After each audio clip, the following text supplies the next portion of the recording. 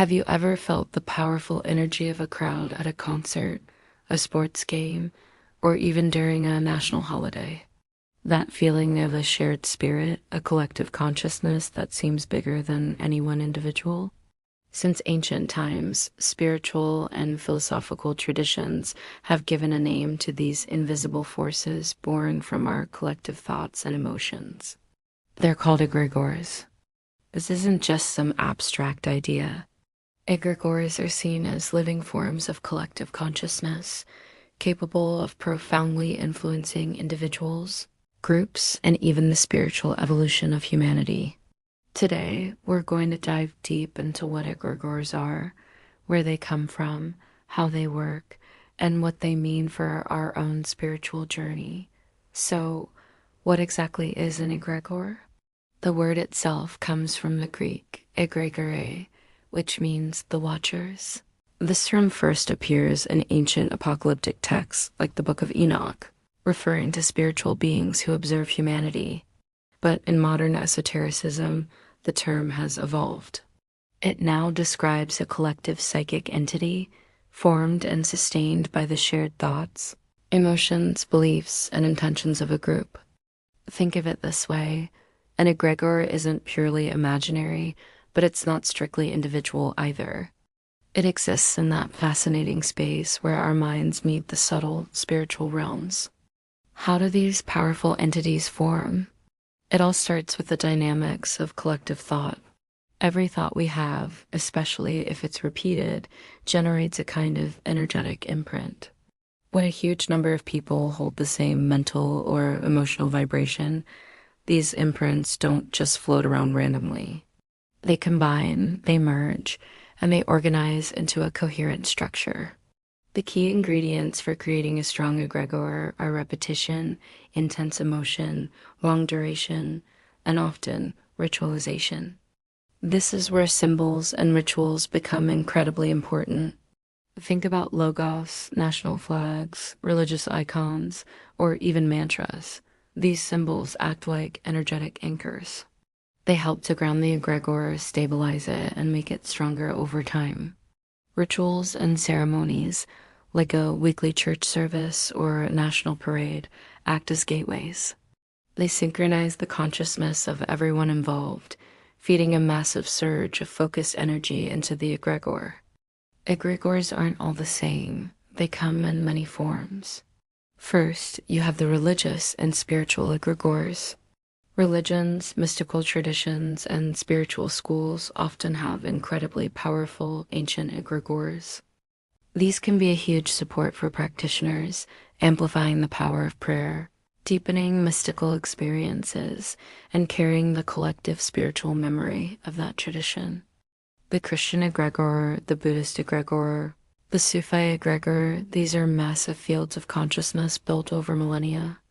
Then there are the social and cultural egregores. Nations, political ideologies, large corporations, and social movements all generate their own. A nation's egregore, for example, is fueled by patriotism, shared history, and cultural symbols. These structures shape our collective identity and give us a sense of belonging, but they can also be restrictive, trapping consciousness within rigid patterns of thought and behavior. Finally, we have personal and family egregores. On a more intimate scale, every family has its own unique energetic field, built from generations of shared experiences, beliefs, and emotional patterns. These egregores can create unconscious loyalties, repetitive life patterns that get passed down, and emotional inheritances we're not even aware of. Ever wonder why certain themes or struggles seem to repeat in your family?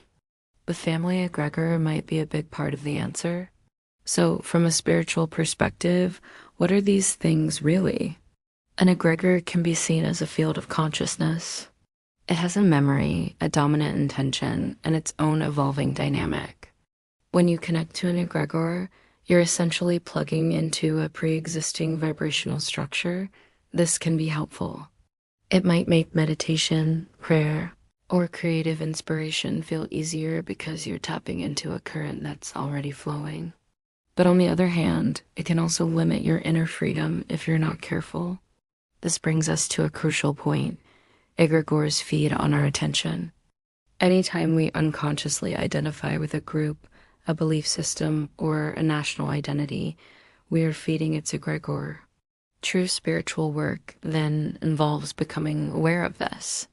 It means recognizing which egregores you are connected to, discerning whether they are elevating your consciousness or holding you back, and then learning how to consciously relate to them or, if necessary, disengage through awareness. This is also deeply connected to what's known as shadow work. Egregores can become containers for our collective shadow, our shared fears, historical traumas, and repressed archetypes. Think of the egregores of war, prejudice, or financial greed. These are powerful fields that crystallize the darkest parts of the human psyche. Consciously exploring these fields, both within ourselves and in the world, allows us to transform not only our own consciousness, but also the collective memory they hold. Now, you might be thinking, this sounds complicated. Do I have to fight these things? From a non-dual perspective, the answer is no.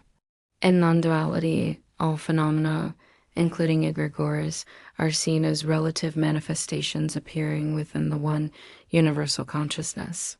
They have no real, independent existence outside of our mental identification with them. Spiritual awakening isn't about destroying egregores. It's about seeing them for what they are, conditioned patterns of energy. It's about recognizing that they arise and dissolve within consciousness, just like thoughts and emotions. The goal is to disengage from any fixed, collective identity and realize the freedom that lies beyond them. When you can do this, the egregore stops being a prison and becomes a fascinating tool for understanding the dynamics of consciousness. This leads to the idea of using egregores consciously and ethically. If you're going to intentionally create or work with an egregore, say, for a creative project or a spiritual group, it requires a clear and pure intention, a deep sense of spiritual responsibility, and a total absence of manipulation. Authentic spiritual traditions always emphasize the purity of heart, because if an egregore is driven by fear, the desire for power or ego, it can quickly become a system of control. So to wrap it all up, egregores are a major part of our subtle reality, sitting at the crossroads of psychology, symbolism, and spirituality. They show us just how powerful we are as co-creators of our world, constantly generating invisible fields of consciousness that in turn shape us. To understand egregores is to learn how to reclaim responsibility for where you place your attention. It's about learning to discern the invisible influences that affect you every day and walking the path toward genuine inner freedom. Ultimately, an egregore is neither good nor evil. It is simply a mirror reflecting our collective consciousness. The real spiritual work is to recognize that mirror and then discover the timeless awareness within you that is looking through it. Thanks so much for joining me on this deep dive. If this sparks something in you, hit that like button and subscribe for more explorations into the nature of consciousness. See you in the next one.